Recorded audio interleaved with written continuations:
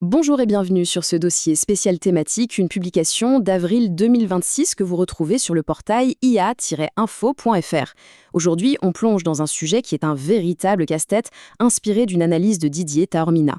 D'un côté, on a des intelligences artificielles avec une mémoire qui ne cesse de grandir. De l'autre, notre droit à l'oubli, un droit fondamental. Alors la question se pose, est-ce que cette équation est, tout simplement impossible à résoudre ? Alors pour bien comprendre de quoi on parle, revenons un peu en arrière.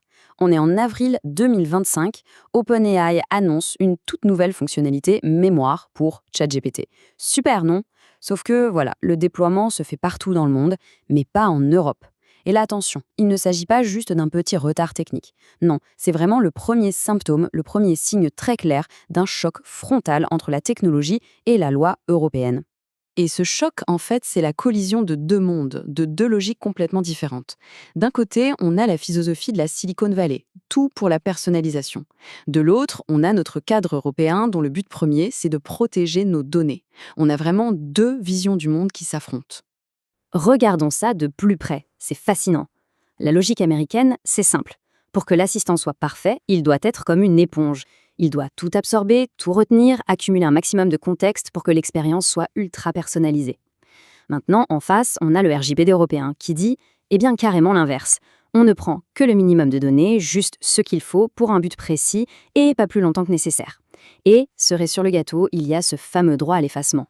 On voit tout de suite que ça va coincer quelque part, n'est-ce pas ? Et c'est là qu'on touche au cœur du problème. Et attention, ce n'est pas juste une question de loi, c'est avant tout un défi technique. Parce que demander à une IA d'oublier, ce n'est pas du tout comme faire supprimer sur un fichier. C'est bien plus compliqué que ça. En fait, c'est presque mission impossible. La grande question, c'est donc celle-ci. Est-ce qu'on peut forcer une IA à oublier ? Vraiment ? Pour bien visualiser le truc, il y a une image qui marche super bien, c'est l'analogie du gâteau. Imaginez, une fois que votre gâteau est cuit, essayez un peu d'en retirer juste la farine ou juste les œufs. C'est impossible, bien sûr. Eh bien, pour une information dans une IA, c'est exactement pareil. Une fois qu'elle a été cuite dans le modèle, elle est mélangée à des milliards d'autres ingrédients et on ne peut plus l'isoler. Et ça illustre parfaitement la différence entre les deux mondes. Dans une base de données à l'ancienne, si on veut, c'est super simple. Une information, c'est une ligne dans un tableau. On veut l'effacer, hop, on supprime la ligne. Problème réglé. Mais avec une IA, oubliez ça. L'information n'est pas stockée dans une case bien définie, non. Elle est pulvérisée, diluée à travers des milliards de paramètres. C'est un peu comme essayer de retirer une seule goutte de colorant dans une piscine. Bon courage. Bon, face à ce mur technologique, les chercheurs ne baissent pas les bras, heureusement. Ils travaillent sur une piste assez prometteuse qu'on appelle le désapprentissage machine. L'idée, c'est quoi? C'est de trouver un moyen de faire en sorte que le modèle neutralise l'influence d'une donnée sans avoir à tout réentraîner de zéro, ce qui coûterait une fortune. C'est super intéressant comme approche, mais il y a un mais.